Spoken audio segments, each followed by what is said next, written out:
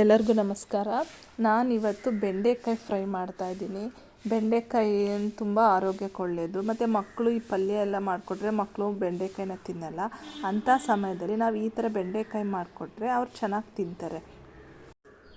ಬೆಂಡೆಕಾಯಿನ wash ಮಾಡಿಬಿಟ್ಟು ಅದನ್ನು ಉದ್ದವಾಗಿ ಕಟ್ ಮಾಡಬೇಕು. ಒಂದು ಬೆಂಡೆಕಾಯಿನ 4 ಸ್ಲೈಸ್ ಮಾಡಿದರೆ ಸಾಕು. ಕಟ್ ಮಾಡಿರುವಂಥ ಬೆಂಡೆಕಾಯಿ ಮೇಲೆ ಕಡಲೆ ಹಿಟ್ಟು, ಒಂದು 2-3 ಸ್ಪೂನ್ ಕಡಲೆ ಹಿಟ್ಟು ನೋಡಿ ಹಾಕ್ಕೊಳ್ಳಿ. ತುಂಬ ಕಡಲೆ ಹಿಟ್ಟು ಹಾಕಬಾರ್ದು ಇದಕ್ಕೆ. ಇದಕ್ಕೆ ಸ್ವಲ್ಪ ನೀವು ಅಕ್ಕಿ ಹಿಟ್ಟು ಬೇಕಾದ್ರೂ ಆ್ಯಡ್ ಮಾಡ್ಕೊಬೋದು. ಇವಾಗ ಒಂದು 2 ಸ್ಪೂನ್ ಕಡಲೆ ಹಿಟ್ಟು ಅಂದರೆ ಒಂದು ಅರ್ಧ ಸ್ಪೂನ್ ಅಕ್ಕಿ ಹಿಟ್ಟು ಆ್ಯಡ್ ಮಾಡ್ಬೋದು. ನೆಕ್ಸ್ಟು ಖಾರಕ್ಕೆ ತಕ್ಕ ಹಾಗೆ ಖಾರದ ಪುಡಿ ಹಾಕಬೇಕು. ನೆಕ್ಸ್ಟ್ ಸ್ವಲ್ಪ ಉಪ್ಪು, ಹಾಗೆ ಅಡುಗೆ ಸೋಡಾ, ಒಂದು ಚಿಟಿಕೆಯಷ್ಟು ಅಡುಗೆ ಸೋಡಾ, ಇದಿಷ್ಟನ್ನು ಹಾಕಿ ಚೆನ್ನಾಗಿ ಮಿಕ್ಸ್ ಮಾಡಬೇಕು.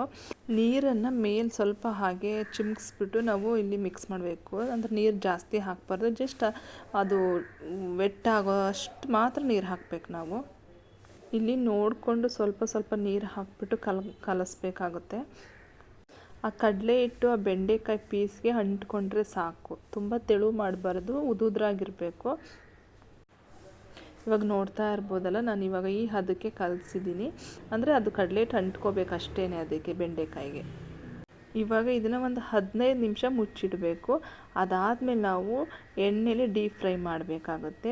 ಆ ಎಣ್ಣೆಗೆ ಬಿಡಬೇಕಾದ್ರೆ ಸ್ವಲ್ಪ ಅದನ್ನು ಬಿಡಿಸಿ ಬಿಟ್ಟರೆ ತುಂಬ ಚೆನ್ನಾಗಿ ಬರುತ್ತೆ. ಕ್ರಿಸ್ಪಿ ಆಗೋವರೆಗೂ ಒಂದು 5 ನಿಮಿಷ ಬೇಯಿಸಿ. ಇದನ್ನು ಸಂಜೆ ಟೈಮು ಸ್ನ್ಯಾಕ್ಸ್ ಆಗಿ ಯೂಸ್ ಮಾಡ್ಬೋದು, ತುಂಬ ಚೆನ್ನಾಗಿರುತ್ತೆ. ಕಾಫಿ ನೋಡ್ತಾ ಇರ್ಬೋದು, ಇವಾಗ ರೆಡಿಯಾಗಿದೆ ಬೆಂಡೆ ಫ್ರೈ. ಇದನ್ನು ಸಂಜೆ ಟೈಮು ಮಕ್ಕಳಿಗೆ ಮಾಡಿಕೊಟ್ರೆ ಇಷ್ಟಪಟ್ಟು ತಿಂತಾರೆ. ಈ ರೆಸಿಪಿ ನಿಮ್ಗೆ ಇಷ್ಟ ಆಗಿದೆ ಅಂತ ಅಂದ್ಕೊತೀನಿ. Thank you.